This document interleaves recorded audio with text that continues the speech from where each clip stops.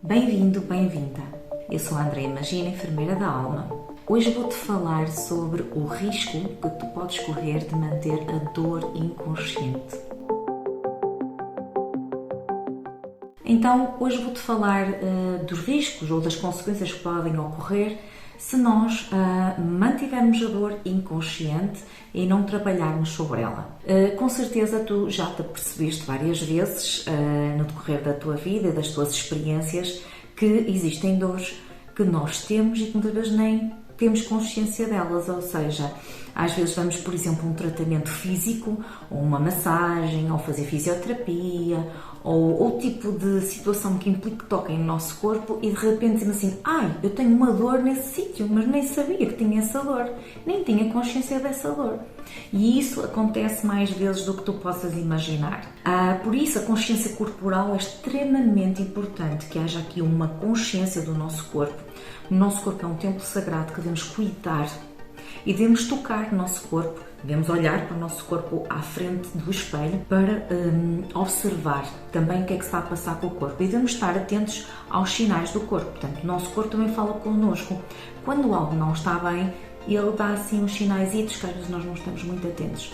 Uma dor aqui, uma dor acolá, uma contratura, uma dor que vai e vem, mesmo sem um traumatismo, sem eu ter dado uma pancada, sem eu ter-me magoado ou caído, ele dá assim uns sinais. E nós muitas vezes não estamos nem aí. Como vai e vem, passa, deixamos a coisa rolar. Então é preciso ter esta consciência corporal e a consciência corporal pode-se trabalhar de imensas formas e uma das formas mais fáceis, se calhar, para as pessoas trabalhar é precisamente quando se pratica exercício físico. Exercício de manutenção, exercício seja de competição, seja o que for, mas exercício físico que implica movimentar várias partes do nosso corpo e com isso nós detectamos muitas vezes algo que não está tão bem. Também a dança é fabuloso. A dança é um exercício fantástico que nos traz muitos benefícios e muitas vantagens. Não só na questão da consciência corporal, mas a consciência da nossa alma, das nossas emoções. Portanto, a dança, a arte, tudo isto permite-nos até trabalhar uma coisa que é de extrema importância, não é? Para evitarmos as consequências e os riscos de manter a dor inconsciente, que é a conexão entre a alma e o corpo.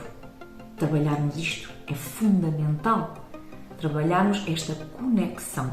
Então, se tu fizeres exercício físico, fizeste uns alongamentos em casa e hoje com a questão da internet tens muita facilidade em ir ao YouTube, por exemplo, e buscar exercícios, e buscar músicas, e buscar mesmo aulas de yoga, de meditação, tu consegues ter outra consciência corporal. Tens que trabalhar em ti isto é da tua responsabilidade, se tu é que podes tomar decisões sobre isto.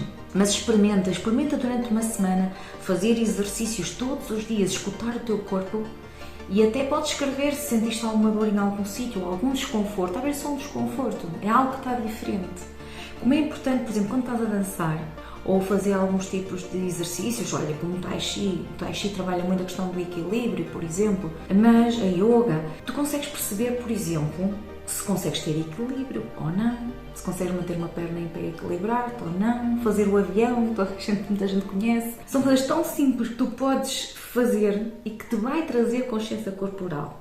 Nomeadamente informação sobre o facto de haver ou não algum desconforto ou alguma disfuncionalidade no teu corpo. Depois aquelas dores que surgem pontualmente ou mal-estar associados, por exemplo, a processos de digestão, dores nas costas, dores lombares, formigueiro nos pés, nas mãos, tudo isto são informações que o teu corpo te está a enviar sobre um possível problema que se pode estar a querer instalar. Portanto, está atento a estes desconfortos, a estas dores que podem ser mais leves, mais intensas, moderadas, mas registra e está atento ou atenta para que possas então fazer algo, prevenir essencialmente esse agravamento. Depois há outra questão, e este é o risco de nós mantermos a dor inconsciente. Se nós mantivermos a dor inconsciente, ou seja, não quisermos trabalhar sobre ela ou escutar os sinais do corpo, por exemplo, podemos ter mesmo uma doença instalada. Pode-se instalar uma doença. Esse é um dos grandes riscos, instalar-se uma doença física, mais concretamente neste caso. Contudo, como tu sabes, a doença física e emocional estão interligadas. Portanto, o sofrimento emocional surge quer naquilo que nós possamos achar que é mais físico e surge na questão mental. Então, relativamente às questões emocionais, por exemplo, se tu perceberes que há uma emoção de culpa, de medo, de raiva, que se vai mantendo ao longo do tempo e que vai permanecendo, é importante também tomar nota disso e estás consciente disso.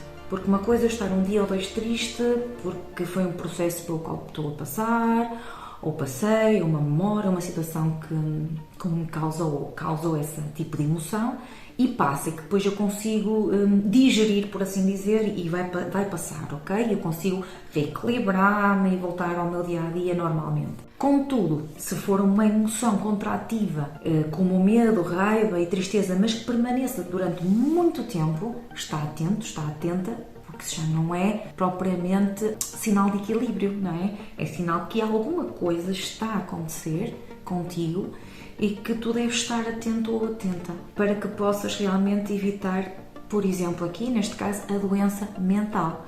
Portanto, estes são os riscos, os grandes riscos. Nós não quisermos olhar para a dor, não quisermos olhar para o desconforto que possa surgir, para os sinais do nosso corpo, para os sinais da nossa alma, se nós não quisermos olhar para nada disto e deixarmos andar, a não trabalharmos em nós, não é? O nosso autoconhecimento passa por um grande autoconhecimento e um grande processo de autodesenvolvimento e transformação. Corremos estes riscos de ter uma doença mental ou física, porque é possível trabalhar sobre tudo isto, desde que também a gente adquira ferramentas e também nos ensinem a fazê-lo e tu próprio procurares aprender sobre, não é? Porque nós somos responsáveis pelas nossas decisões, somos responsáveis por aquilo que escolhemos e o caminho que escolhemos, porque existem várias possibilidades à nossa frente, existem vários caminhos. Agora, eu preciso de uma coisa, que é quando eu decido olhar para isto, trabalhar em mim, trabalhar no meu autoconhecimento, no meu autodesenvolvimento e transformar no fundo estas dores, estes desconfortos, transformar isto em algo positivo, portanto em força, por assim dizer, eu tenho que me comprometer. Portanto, o compromisso é meu e eu tenho que me comprometer e estou-me a comprometer acima de tudo comigo próprio ou própria e não é com o terapeuta ou com a pessoa que me está a acompanhar, é acima de tudo comigo. Claro que o terapeuta surge aqui como um apoio, um orientador, um facilitador desse processo de transformação.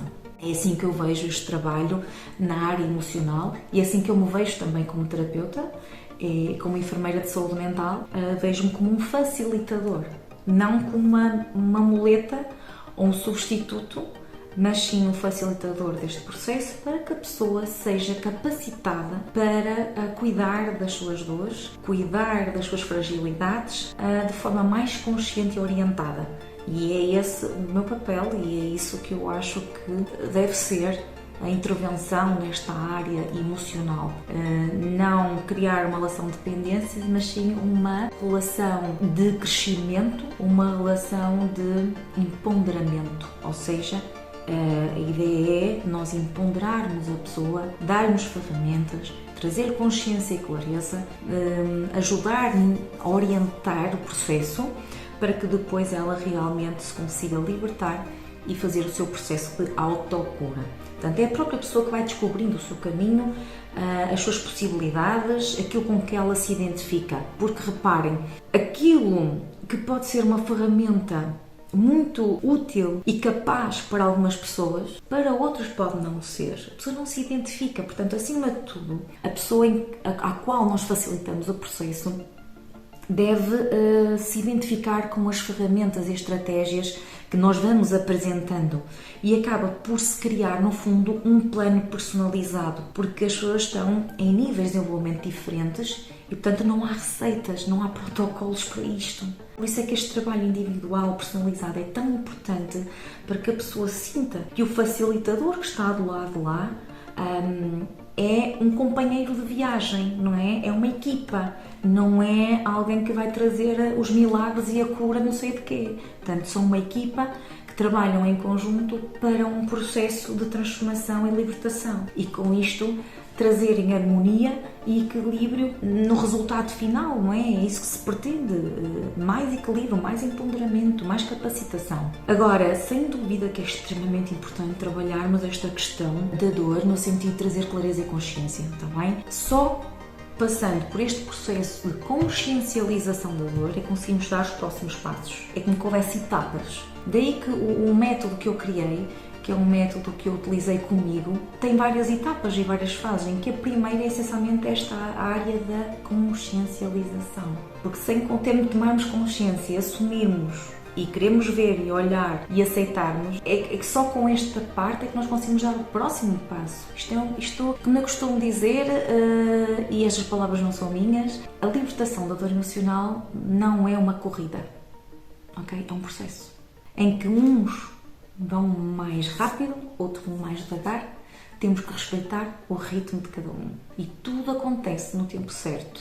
E eu digo isto com bastante segurança e certeza, porque é isso que eu tenho observado, mesmo no meu processo de existência, e também com o trabalho que tenho feito de ajuda e de facilitação com algumas pessoas. Portanto, todos temos o tempo certo e o momento certo para que as coisas aconteçam, temos que respeitar o ritmo de cada um.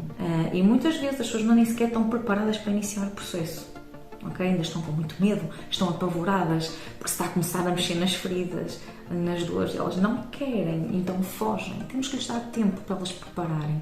Muitas vezes as pessoas nem conseguem arrancar o processo, não é? Ficam ali. E se calhar depois, passado algum tempo, às vezes meses, anos, dias, semanas, depende, dizem, não, tenho que fazer alguma coisa.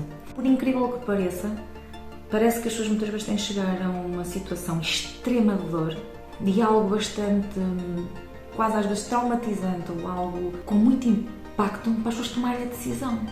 Não é? É isso que eu tenho visto. Muitas vezes parece que têm que ir mesmo ao fundo para tomar a decisão de querer olhar para aquilo que têm e quererem cuidar de si e quererem eventualmente mudar algo e terem a capacidade de pedir ajuda. É isto que eu me apercebo muitas vezes. Portanto, com esta mensagem eu queria te dizer isto, que acho que é tão importante ajudar as pessoas a trazer consciência desta situação. Então, por favor, tenta perceber, trazer à consciência as tuas dores, sejam elas mais físicas, sejam elas mais emocionais, traz isso aqui ao de cima, olha para elas, escreve num papel, fala sobre isso contigo própria, contigo próprio e depois percebe o quanto isso pode ser libertador e o quanto pode ajudar a lidar com toda a situação e realmente trazer mais harmonia à tua vida e leveza. Assim me despeço, um abraço no coração.